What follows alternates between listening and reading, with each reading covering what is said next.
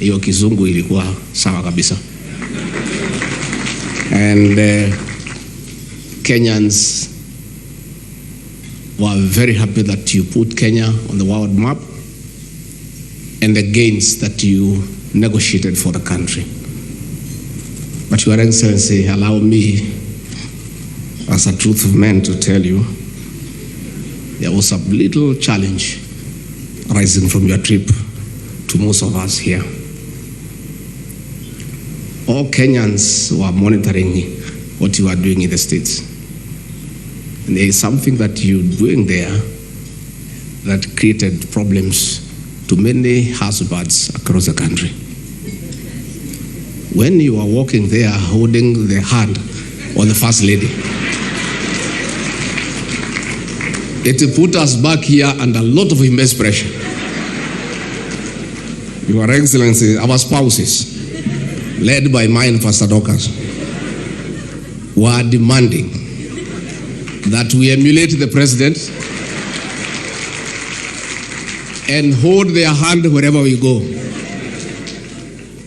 Mine, and you know she's a pastor, even went beyond that. I walk her to the car. She was even saying around the house I hold her hand. And I was not alone. Najua Musalia, we call each other Omwami. Kaniambia Omwami, hii maneno hii ya kushikana mikono kwako inaweza leta shida vile imeleta kwangu.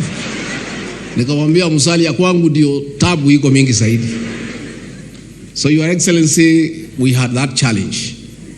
But I knew, because I know you, you will solve that problem for us when you come back. I was certain, I was sure. And this morning you did just that.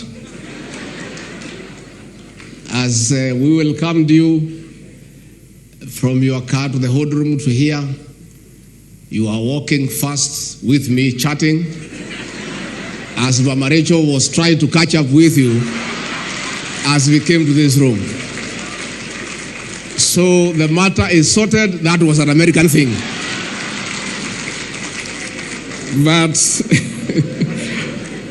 Your Excellency, at least for my wife, Pastor Dorcas, all is not lost. Very soon, the President will send me to the States for my assignment. I'll go with you. You have my assurance that for the time we shall be in the American soil, I'll hold your hand until we leave the country. But when we come back, please, let's go back to our lives.